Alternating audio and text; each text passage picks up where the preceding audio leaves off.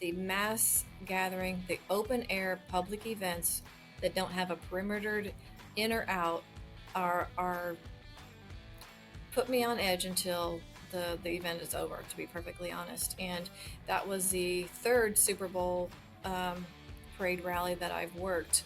That was the second as chief of police. And, there was it was just a horrific event. I was on the ground right there by the stage when the shots were fired. When I first heard them, I looked at my operations sergeant. I was like, "Were those gunshots, or was that fireworks?" And I probably said it just in that tone. And then, the we hear shots fired again, and then we see people running, and then we're running to help people. Um, just seeing the looks on people's faces. I mean, I'll never forget those images.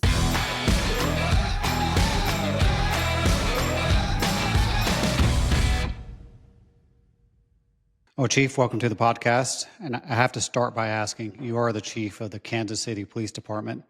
Are you tired of people asking you about Taylor Swift and Travis Never. Kelce? I'm never tired of being asked about Taylor Swift or Kelsey or Mahomes.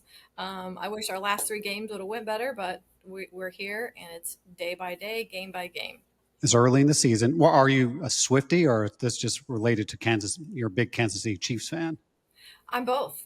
I'm a Okay. Swiftie and I'm a Kansas City Chiefs fan. I grew up in Kansas City, and a lot of folks are talking about how we've had a lot of wins over the past couple of years, but I've been a Chiefs fan even in the hard times with different coaches, different players. You just got to hold out. Finally, your team will come around and win. And with someone like teamed up like Chris Jones, Mahomes, Kelsey. I could go on and on with our players, and I won't bore anyone, especially if you're not Chiefs fans. But I love football. I love barbecue, and those things all go together in Kansas City. And so when you have a team that's winning, it makes it even more fun. And I mean, it's early in the season. Like there's plenty of games left in the season. Have you like actually met her in person though? That's the question everybody wants to know. I have not met her in Oh, person. okay. Um, and I wouldn't try to push that, but I have heard that those of our officers that work in and around Arrowhead say she's a fantastic human, that she's really nice, she's kind, she's everything people say that she is, in a nice way.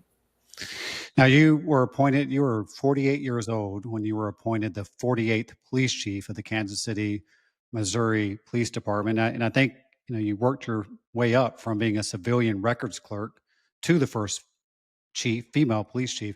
Just tell me a little bit about that journey, what that means to start I mean, much like your friend, and we've had on the podcast, Chief Kathy Lester, she started as a dispatcher on the civilian side and worked her way up. And now, you started as a civilian records clerk. I mean, that's quite the journey. It is quite the journey. Yes, I was the 48th police chief, and I was 48 years old, and it was the 148th year of the Kansas City, Missouri Police Department's existence. Wow. Not everybody knows how old I am, almost 3 years later. But yeah, I started in the records unit. I was in college as a biology major. Okay, I had different aspirations. It didn't work out for me. It was a little bit of the math and the chemistry kind of was God's way of putting me on a different path, and here I am. And I've just worked hard in every assignment that I've had. I've never just aspired to be the chief of police. It was just one of those situations where the opportunity presented itself. I felt like I could do really good things in supporting the men and women of the Kansas City, Missouri Police Department, and also by their support, providing great service to Kansas City, my hometown. It's where I grew up.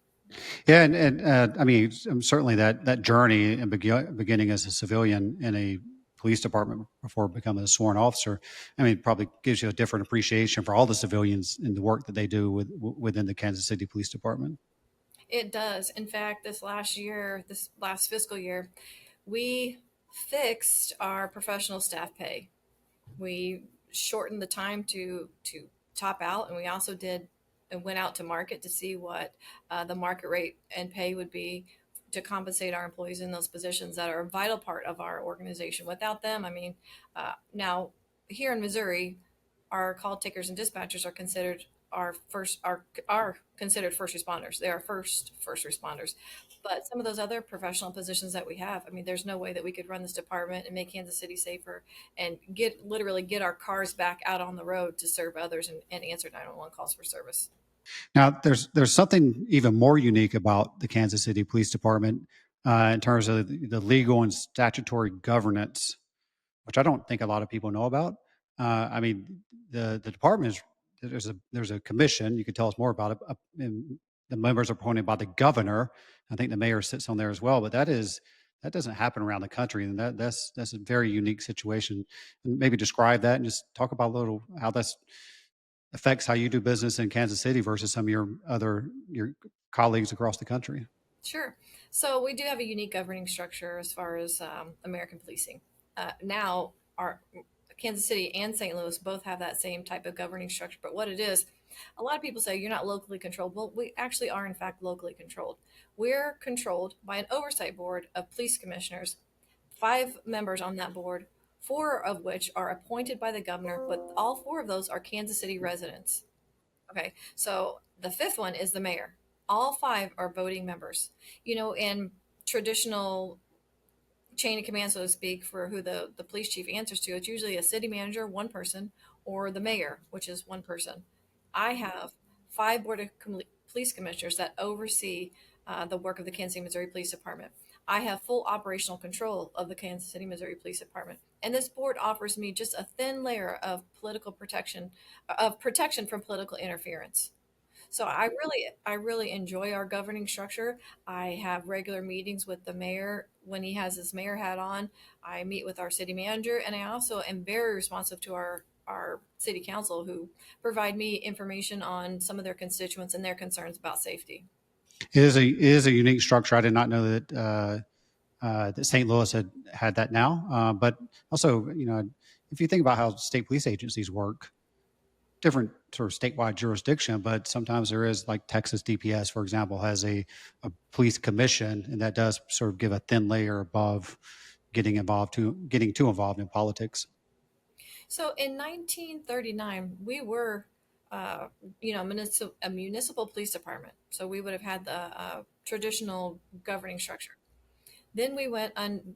Wait a minute. No, we were state controlled. And then we went to the regular, like what everybody else has.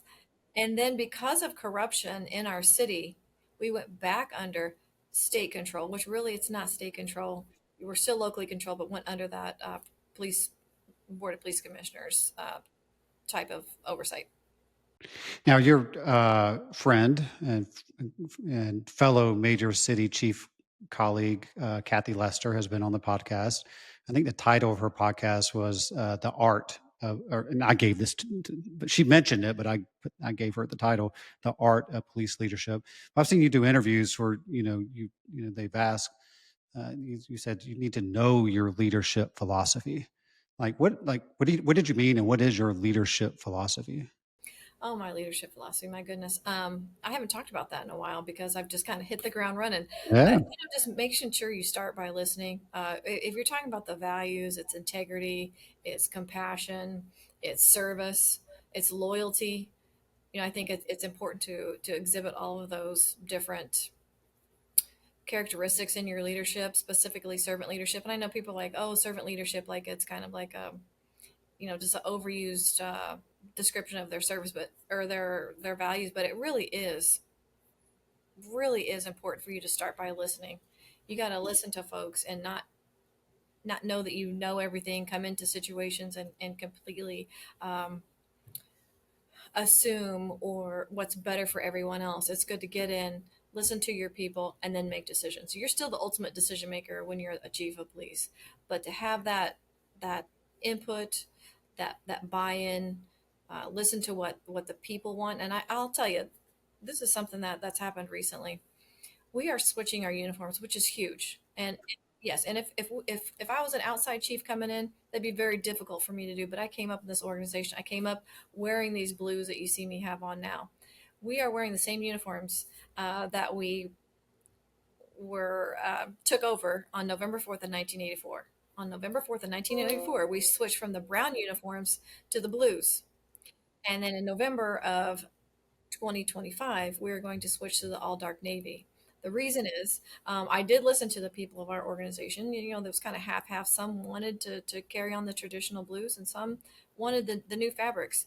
I had to listen to our folks, make the decision, and know that the uniforms that we're getting ready to step into are for the next generation. So not only do you need to listen to all voices, but at the end, you need to make a decision that you feel is honestly the best for your organization going forward. And I think that that leans into, um, starting by listening, being that servant leader to make sure that you're setting your organization up for the next generation. Yeah, I've been in two police agencies when they've, or one tried to switch. It was a disaster because the leader did not listen. He had his own thoughts, and this was a state police agency, which you can already imagine. You don't mess with their uniforms, No. and so that he did not last very long. And the other was in Seattle, as the operating officer under Chief Kathleen O'Toole. The officers have been wanting to change their uniforms, much like yours. They had that same color, very heavy wool, hot, and they wanted to go to the newer fabric and all navy. But the chief listened, and ultimately she did make the decision, but it became a popular decision because the officers had been meeting, had committees, the union was involved, and not only did they switch uniforms in Seattle, they look really nice now, but they also completely revamped their patch, which the officers Mhm. carry some pride in now because the old patch was developed in the 70s. It looked like somebody that did it on like Microsoft, one of the old programs. So, but the chief, but the point, I know how like it could have been a perilous journey to replace those uniforms, but the chief listened and ultimately made the decision. But it was a popular decision with the police, with the rank and file. Yeah, it's funny you say that because we're changing our patch too. It was this older style. It was in the shape of Missouri, and I love that patch. Like I have a heart and a connection to that patch. But when we would be in different places, we don't have patches on our sleeves. So, like if we're at Police Week, they always ask us like, "Hey, what agency are you from?" So we finally will have a Kansas City patch, and the background of that Kansas City police patch will be the French blue. So we're paying a little homage to the blues. So we're kind of bringing the old in with the new, Are you going to and try? more comfortable pants. We're getting rid of the polyester wool blend that we've been wearing for 41 years. Well, I don't want to broach the subject here, but are you doing vest carriers as well? I know that's always a. Yes, Oh, yes. okay. So right now, and this might be something that my fellow police chiefs also observe is I could put five Kansas City police officers together. Some of them wear outer vests, some of them wear inner vests, and sometimes we don't look as uniform as we probably could. And command presence does and will always matter. When you walk into a room, you look like a team, you look like you mean business. That matters. So we're going to have the all dark navy outer carrier that will just be seamless with the uniform instead of like the black vest over the blues. It's just going to be a much cleaner, more professional presence. And I'm sure I know you're an avid listener to the podcast, but Kevin Davis, I love the story because he's a traditionalist. He comes from a generation of cops, his father, and so he tells a story about the pink handcuffs. I Uh, heard the story about the pink handcuffs. and he was against it, and there's other things, beers and hats too. Until he's like had to start thinking about it. First, the officers asking for it, and then it's like, does it matter if they're carrying pink handcuffs as long as they use those pink handcuffs? So I always think about that too when I think about the decisions a leader has to make and sort of balance tradition and you know how officers look and perceived in the community with like giving them things they want. Ultimately, if they just do their jobs and do it in the right way, that's what you're looking for. Yeah, and sometimes that's a personal thing. Like I don't know about the pink handcuffs, but I've definitely I've definitely laxed on the beards, the neck tattoos, Oh yeah, like some of those things. In fact, my number two, or my deputy chief that works in the chief's office, just retired last Friday, and he has two sons that came on the department, and so his legacy lives on. Well, he's getting ready to take traditional pictures. We take traditional pictures on the front porch of police headquarters. That's where we do our swearing in. That's where we take our class pictures, and it lines the walls of the police academy. So he wants to take a picture out in the front of headquarters on our front porch with his two sons. And so we get a knock on the door, and he's in my office. We get a knock on the door, and like, "Hey, your sons are here." And I was like, "Hey, bring him in." They brought him in. They walk in, and they have two big mustaches and like a little bit of the beard. And I looked at the deputy chief because he was always like the stickler for the right. policy, appearance policy. I'm like, "Hey guys, how about those mustaches?" It was just I just really enjoyed that moment. that we were embracing these two young, great, energetic, fantastic officers, legacy of their dad, and he's clean shaven and he's taking a picture with them with their mustaches. And I don't know. It was They funny. probably It was won't. definitely a moment. They probably won't forget that the chief asked them about their mustaches too. Oh yeah, they were like, "Oh my gosh, we didn't think we are gonna walk into the chief's office." I was like, "You got to worry about your dad, not me. I'm good." Yeah, I know you do subscribe to the weekly briefing, which the podcast is based off of, and we sort of pull in some of the articles. So I do want to get your take on, past several weeks we've had articles about the rise in political violence. Yes. We've interviewed with the former U.S. Capitol Police Tom Manger, who's also a former major city chief like yourself. Talking about sort of this is a different era given what the Charlie Kirk assassinations, the attempts on President Trump, and there's many others. Now, I mean, you've dealt with a mass shooting situation, very public, with the Kansas City, the parade for the Kansas City Chiefs when they won the Super Bowl a couple of years ago. I know you were up on the Capitol Hill talking to Congress about this. Just curious your thoughts on having to deal with sort of a mass shooter situation and what you're seeing today and what we're hearing today in terms of the rise of political violence. How you think about large scale events, protecting large scale events today versus maybe even a few years ago? Yeah, part of that conversation on Capitol Hill was lessons learned in mass gatherings where critical incidents occurred. And I got to tell you, if you ask me what keeps me up at night, that's it. The mass gathering, the open air public events that don't have a perimetered in or out are put me on edge until the event is over, to be perfectly honest. And that was the third Super Bowl um, parade rally that I've worked. That was the second as chief of police. And, there was it was just a horrific event. I was on the ground right there by the stage when the shots were fired. When I first heard them, I looked at my operations sergeant. I was like, were those gunshots or was that fireworks? And I probably said it just in that tone. And then, the we hear shots fired again, and then we see people running, and then we're running to help people. Just seeing the looks on people's faces. I mean, I'll never forget those images. But that being said, you have all these environments that you would like to have so much control over, but there's so much in open air public events that we can make them as safe as possible, but you don't have control over that unrestricted open environment. We do we put we put officers on rooftops, we put officers in plain clothes, we put officers, and that happened right where officers were standing. Sometimes it's also a scary feeling when law enforcement isn't a deterrent. But either way, we quickly got those suspects into custody. Unfortunately, it was after the mass casualties that had already occurred because it happened so quickly. I was glad and really thankful for our officers' response, running to the gunfire as we're trained to do, as we've done time and time again. But I got to tell you, Kansas City, it took us a while to heal from that. I'm kind of getting on that, Matt. I'm kind of stuck on that. I'll get back to some of your No, question, no, but no, that's fine.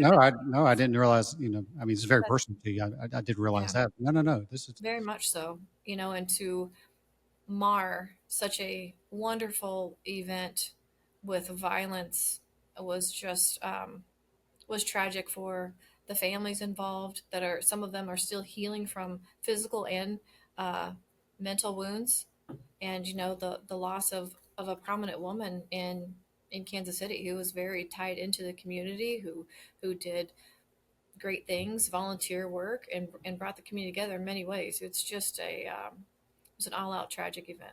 Yeah, well, thank you for sharing that story. I mean, Kansas City, like a number of other cities, will be hosting World Cup events coming up. I know there's a lot of preparation underway, and then certainly I hope you hope that there is another Chiefs Super Bowl victory celebration. I mean, how are you? You know, how are chiefs like yourself thinking about that differently today? Like just in the past few weeks, everything that's happening in the country, are those discussions ongoing with your fellow chiefs and with the federal government? Well, a lot of those events are going to be perimetered. There will be controlled entries and exits. But looking forward to that, we've been planning for the World Cup since 2024. I have a major, I have a captain, and I have a sergeant, and that's all they do until the event's conclusion and probably whatever the cleanup is after that, meaning administratively. We have been in so many different spaces and places, whether it's ensuring that public transit is safe, providing support and that collaboration with our public transit providers. We have a bus system and we have a streetcar, and the streetcar goes right through some of the areas that the World Cup will be, specifically the Fan Fest. So we're working in those spaces, but even this week, we joined the FBI and other law enforcement agencies that are going to be coming into the area to assist us in a mass casualty event. And the response to that. So we are practicing. We're doing tabletop exercises. We're doing live exercises. That one took place at Arrowhead Tuesday and Wednesday. That's where our matches will be. We have 6 here in Kansas City. One of them will be a semifinal. And we also have practice facilities. There's a couple in Kansas City, Kansas. And of course, we're Kansas City, Missouri. And we have the only women's professional soccer stadium in the world. So that'll be one of the practice facilities. And then we have another city that has practice field too in Riverside, Missouri. So it's going to be an all hands on deck. I joked earlier this morning talking to our police foundation that no one can take the day off during that. They can take days off, but Mm. everyone will be working on days that we have matches. We even made the computer where you can't try to take a day off. It won't accept it. Use But technology and using technology in a good way. using technology in a good way. Well, it depends on who you ask. Yeah, But right. in those events, it's highly secured. There's numerous points of security points or checks, whether it be not being allowed to be on some of the transportation to the event unless you are show proof that you have a ticket, and then 8 points or more going into the stadium, whether it's checking you more than a couple times for a metal detector for weapons or whatever you might try to bring in, all the way to checking your ticket several times before you get into the doors. I was smiling a little earlier because I was somewhere not too long ago, and someone said the Kansas City Chief is coming, and so I was like, "Oh, Chief Graves is going to be here," and it was the Kansas City, Kansas Chief, who's a good guy. Oh But yeah, yeah, yeah. when he walked through the door, I was like, "That's not Stacey Graves." So I was expecting the Kansas City, Missouri Police Chief. But I know you do work closely, just separated by a river, with the Kansas City, Kansas Police Department, the chief as well. Yeah, and that chief is very known to us over here because he retired from KCPD. I believe he had 29 years, and he retired as a deputy chief. So And close, so he grew up in KCK. We call it KCK and KCMO. Casey. So he grew up in KCK. I grew up in KCK, and we both actually went to the same high school. So there's Oh, some good kids coming out of KCK. wow! But yeah, we get mixed up, and we also have very similar uniforms, which I guess that could be another benefit for a new Another uniform, is reason to making change. sure that you can differentiate them. Yes. Now, I know a lot of good things happening with and then with Casey Moe and the police department. Uh, what's something that you're really proud of that's going on right now within the department? Something that I'm really proud of that's going on in the You department. want to brag about your department and Well, how? let me brag. And you know what? I'm gonna bring another organization in to brag with me. Sure. We have a fantastic, wonderful police foundation. It's a perfect example of private Public. private public, yeah, I was just going to say involvement, but like a private public relationship that really helps out the Kansas City, Missouri Police Department. There's no way that we could be as innovative as we are right now, especially this last year, without our police foundation. Not only have they connected us with numerous LPR cameras in our city, they have provided the drones for our DFR program that we're launching. No pun intended. Yeah. And also an emerging AI tool that's come out in several major cities as well as smaller agencies across the United States. It's a complete game changer. Some of our most crusty 15-year homicide detectives are singing its praises. Yeah. So we've already had some wins there, but In addition to that, our police foundation has also purchased some of these rescue vehicles that we're definitely going to need for the World Cup. One of them being a new command post bus. Now, this command post bus that they purchased for us is replacing a 1998 model. Nothing against 1998 because that was a good year. That was a good year. But I mean, 1998 there was like VCRs and wood paneling. Okay, so Hmm. anyways, we're gonna have a new state of the art command post bus that will be featured on the expo floor at IACP. Oh, So nice. I'm excited to see it there. And also they have purchased us a bomb and arson truck that's already in use now. In fact, we had a fire fatality overnight that our bomb and arson truck responded to. They purchased dogs for us, training. Um, I could go on and on, and just that public-private partnership is something that some of the city's budgets can't afford technology, and technology is expensive, but you have to have it, and you have to have it to better your service to the people of your city. It literally makes our city safer utilizing technology and put it in the hands of law enforcement. So I could go on and on about that. But that's one thing that I'm very proud of that's happening here at the Kansas City, Missouri Police Department is the innovation, those programs that I just mentioned, and a new look. Yeah. So I was laughing because I was at a foundation gala for a department in California not too long ago, and it's similar, raising money for technology and their K9 unit, all the things that sort of you mentioned as well. And I spent a lot of money in the silent auction to win. All you got to do is say K9. All you got to do is have dogs and puppies to win two baskets, not one, but two baskets full of these puppies for like 25 times what they would really cost, more than that. But I was happy to support the department because the foundation was helping to get a new K9 and to support the K9 unit. But anything involving dogs, you could raise a lot of money around. You sure could. And at the last Police Foundation board meeting we had, one of our bomb detectives came in, bomb and arson. He came in with this new dog, Rocky. And Rocky was just purchased by the Police Foundation. And he got emotional during his introduction of Rocky because he said, because the Police Foundation purchased Rocky, he was able to retire the dog he has now that deserved to be uh, off the clock. Right. Good living. 10:42, and to be at home and be a retired dog and That's, live the life that he deserved after his service to Kansas I love City. that. I love that. Now, one question that I ask everybody, every police chief, is, what's something on the horizon that you don't think that we might not be paying enough attention to as, your fellow police leaders or public safety officials? What's something that's just not perhaps getting enough attention? Well, I could tell you something that's already here that I Mhm. wanted to make sure I brought attention to, and that's drones and drone mitigation. That's one of the conversation points that I had on Capitol Hill is putting drone mitigation, the authority in the hands of local law enforcement and not only solely to federal agents. I do believe that I was heard, and we will have drone mitigation at all of the 11 cities in the United States hosting the World Cup. But I think just further building upon that, we will be the first ones when someone calls 911 when there's some kind of attack with drones or what have you. And in here in Kansas City, Missouri, we have some places we're close to farming that's outside of our city, but I've seen those drones too that also spray for pesticides.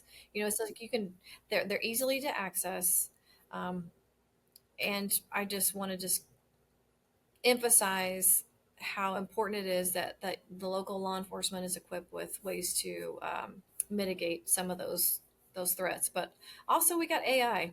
Yeah. Well, just AI. on the drone mitigation, I'm glad you're using your voice to speak out, and I hope Congress does take action.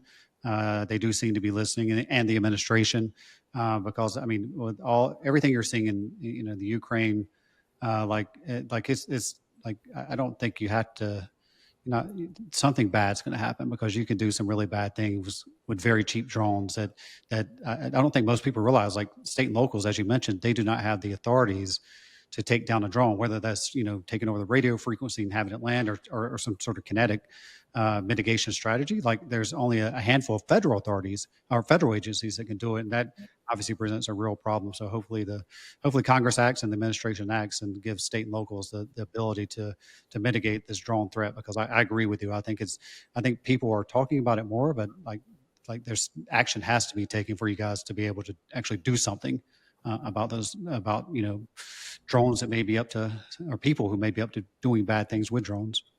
Right. And that's closer than Ukraine. We have some of that going on with cartels down just at our border with those. And Louisiana has a law, and it's "we will act," and that's just giving state authority for law enforcement to down a drone if they needed to. Another thing that's coming on is Amazon delivering packages with drones. So I think that our airspace is going to look a lot different in the coming years. Yeah, I do too. And I'll give you the final word on something on everyone's mind: artificial intelligence. Artificial intelligence. I know that, I've had conversations with smarter people than me about artificial intelligence. And, in the spaces that we're in, we just have to harness it. We have to be involved in it. We have to use it for the good.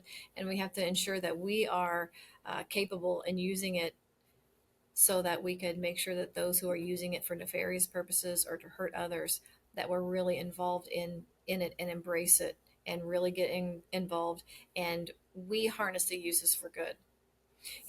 Going back to the political violence, I don't mean to go back on that subject, but I feel like we've almost dehumanized each other, and I feel like that that tragedy, that assassination, you know in short, before 9/11, there's two common themes there. One, that political violence, I'm placing that day in that situation, that horrific incident in and of its own. That and I'm gonna tie this back to 9/11. Sure. So 9/11, after that, we all came together. We all came together as a country. That was the silver lining, that came out of that dark cloud.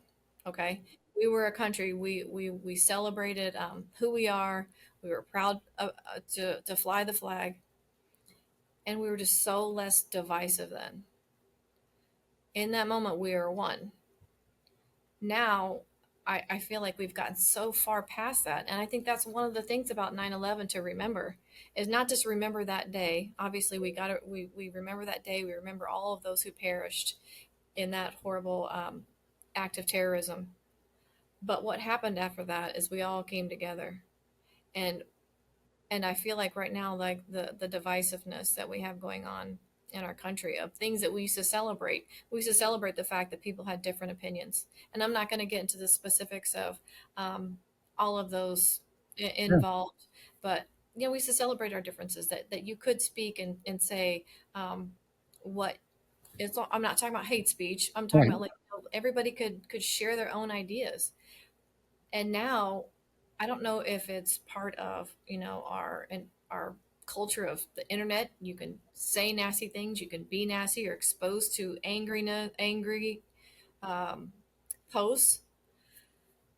But it's just like that further and further away we get from seeing each other as humans, is just we just need to get back to a different place where I think that's what's having a hard time putting this into words, but I think that's the thing about political violence too, is we're looking at our issues and what we disagree with people about, instead of seeing what we have in common. And then to have so much hate for someone that sees things in a different way. And I'm talking about some of this political violence that we're seeing. You know, uh, and I don't want us to forget some of those that have already happened this year with the politicians in Minnesota. Yep. Like all of these, I feel like we've become desensitized. When you become desensitized, you dehumanize people, and I want to make sure that we're pulling that back. And I got to tell you, when you look at some of these, especially these kids that are involved in active shooter situations, we've got to some of that starts in the home. We've got to pay attention to what our kids are looking on the internet. We have to protect people, just like the AI. This is the AI, I guess, is coming together 360. Yeah. When you mentioned AI, I'm thinking about some of the ways that it could hurt our youth. some of our youth are being indoctrinated and into extremism, for whatever that extremism is, which is hurting people. It's literally killing people. And I think that's something that, our country needs to come together. And also, we need to make sure that we hone in with our parents, make sure that our parents are really paying attention to what kids are exposed to on the internet. Just, just really being involved in saving lives. Yeah, I agree. I could not agree with you more. I mean, it's well said. You know, I think social media is ripping at tearing the fabric of democracy. And I guess my only hope in trying to be sort of a techno optimist is that maybe AI may help us get out of the mess that AI is creating, in terms of how it garners attention on to the most divisive views on social media. But well said. I cannot say that even more. And I think that is a difference that we saw after 9/11, which you and I are old enough to we lived through, and bringing folks together. And then what's been happening, and then the sort of post the Charlie Kirk assassination. I actually thought that it was going to bring people together, and I think my biggest shock was how that did not happen. And so hopefully we figure this out, for sure, because at the end of the day, uh, it's people like you and your officers on the street that deal with this stuff, that deal with what social media creates is not happening someplace, and it is happening on the internet, but it's not like it's happening in cities like Kansas City, Missouri, or you name the city. So you ultimately end up, and your officers ultimately end up dealing with what AI and social media is creating in terms of this divisiveness. Yeah, and just the anger that's involved. I mean, you can see that playing out on even more of a local level of how angry drivers get Yeah. when someone cuts them off. Like, you're dehumanizing that person. Like, I don't know about you, but I've probably accidentally cut some folks off here and Oh. there. I don't mean to. I usually give the wave, like, oh, sorry, my bad. But it's just some of that anger that we have, that I can't. I just got to think some of that just comes from some of the things that we're exposing our eyes and our brains to and our hearts. I don't want to end on a down note, so I'm gonna say this. How about I will be paying Those attention. Chiefs.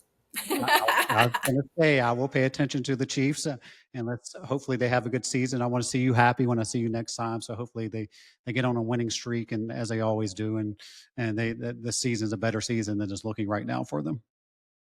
Thank you. I appreciate that. Well, Chief Stacey Graves, thank you for joining me in the briefing room. Thank you for having me.